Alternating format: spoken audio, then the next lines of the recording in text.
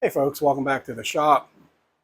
I ran a test to see if the audio would be okay with the fan blowing behind me and the one blowing over there, because today's video is brought to you by heat, humidity, and a real feel currently of 109 degrees, which means it feels like 120 in here, but that's okay. This week I was making a couple frames, and I didn't bother filming it because you've seen me make at least a dozen frames. But it occurred to me one thing I didn't talk about was how do you finish them? Now, I know with that said, you put, you know, something on it, like poly or whatever you're going to use. You've heard me say that the frame should not compete with the art. Okay. And what that means to me is the frame shouldn't, I don't really know how to explain it. You probably know what I'm saying. But the art should be the attraction, not the frame around it. Now, does that mean you make a boring frame? No. I always put a routered design on mine, but it's real subtle. What I'm talking about is how do you know what color to make your frame? Okay. And I'm going to show you two examples today. This behemoth, good Lord.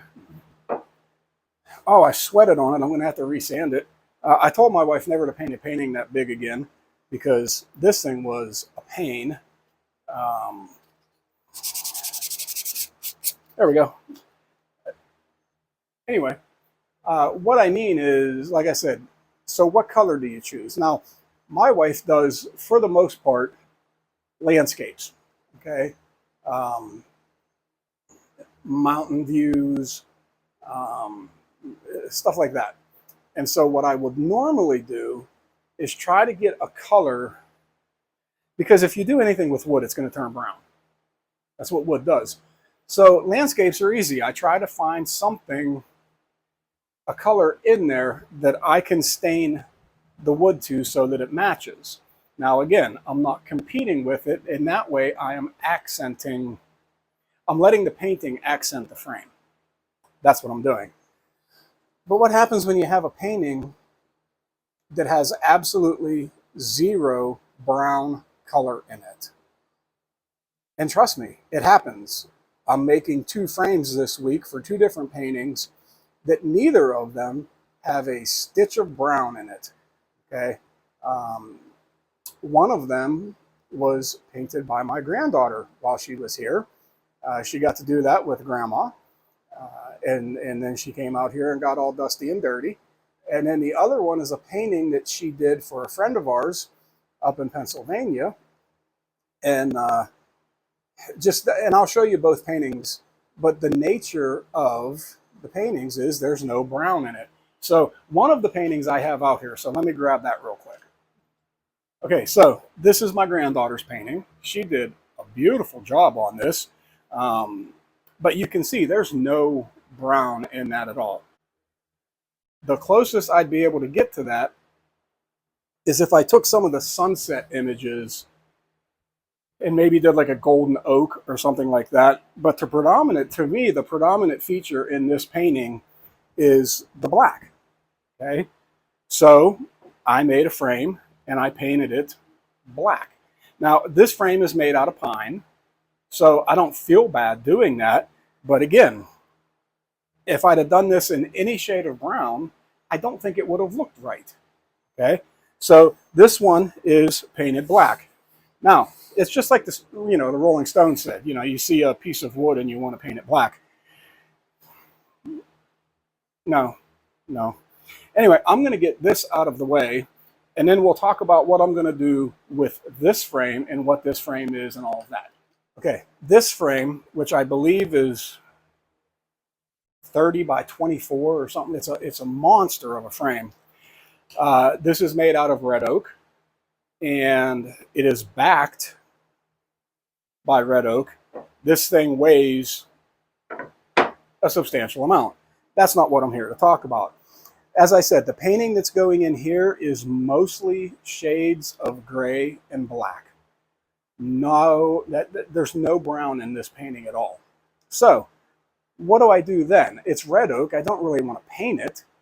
I will, but I don't really want to. So what I have, this is the paint that I used to paint the first painting I showed you. This paint is probably at least 3 years old. It is super duper thick, which is fine. It's paint. What I want to do is make it into a stain. Well, how do you do that? Well, this is acrylic paint, okay? And so I got the old red Solo cup, except this is the cheap version. I'm going to pour some of this into the red Solo cup, and because this is acrylic, I can simply put water in it and thin it out. Okay, take it easy. And then I have some oak pieces here that I will experiment on until I get it to where I want it. The thing that I want to do is I want to be able to see the grain. I don't want it to be covered up with a coat of paint. So it's not going to take much to be able to do that. And when I say I want to be able to see the grain, I want to see the texture of the wood. I don't care if it's all the same color. You know, if it's all a dark gray or a black or something like that. I want to see the texture of the wood. So what I'm going to do is, first off, I'm going to put some gloves on, because that frame, I had black paint all over me. I don't know what happened. I'm going to pour some paint in here, and then I got my trusty old water bottle. That's another whole story, folks.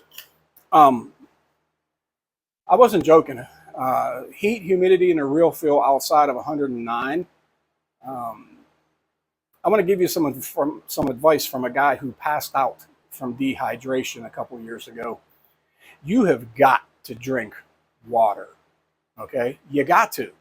I can leave the shop and go in the house and the air conditioning's on, and it'll feel like it's not, we don't have it set that low, but it'll feel super cool, and I can sit there and life is great. Or I can leave the shop and take 10 steps and get in the swimming pool, and life is great. Neither of those two things does anything for you when it comes to dehydration. Dehydration is inside, not outside. It'll cool you off, the air conditioning in the pool, but it's not going to put water into your system, okay?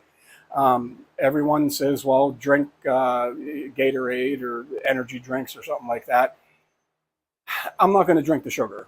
Water, okay? PSA from Pastor Fred to you. Drink some water, because it's supposed to be a heat wave this week, which makes me ask, what have we been living in? Okay, I think I got it.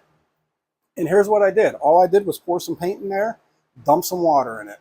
It wasn't quite as dark as I wanted, so I dumped a little bit more paint in it. It's not rocket surgery. This was my first one, and you're not going to be able to see it. It definitely has more of a gray tint to it. I wanted a little bit darker than that. And I also didn't want to have to put 2 coats on it. This is 2 coats. This is 1 coat, and it's a lot closer to what I want it to be.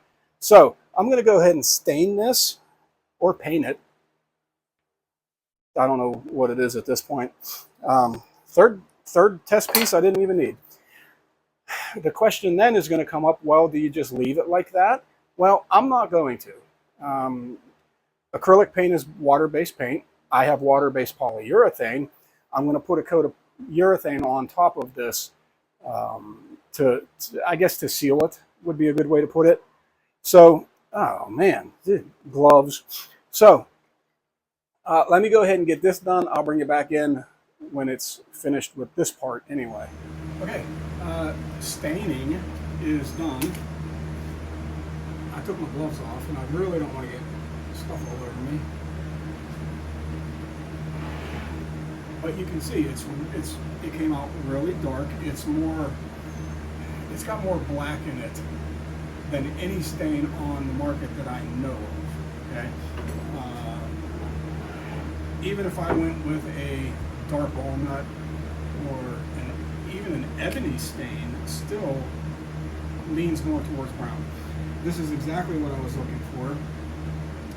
The nice thing is, I give this about an hour. I can come back out and coat it. and I'll have to see how that coat goes as to whether I'm doing 2 coats or 1 coat.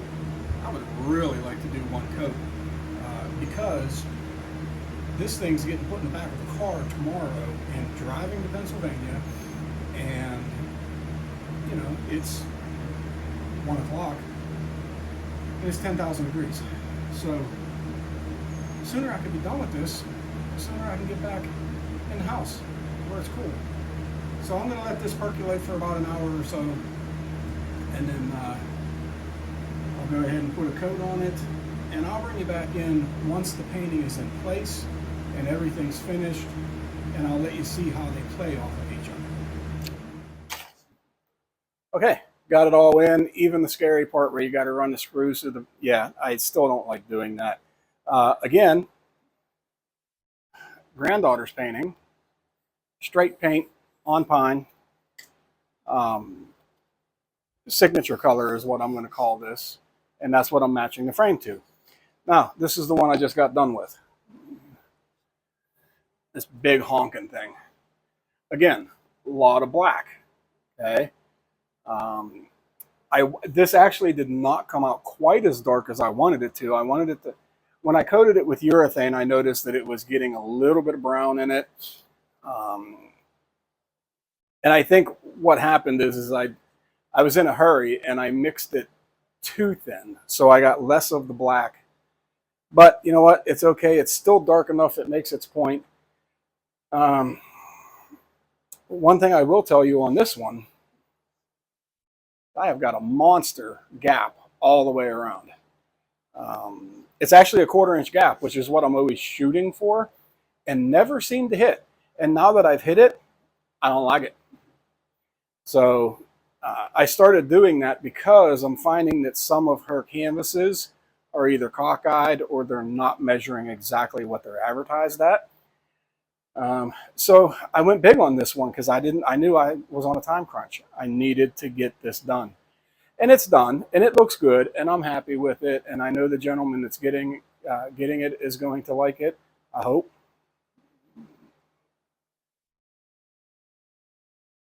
There was a time in my life when I could cross my fingers.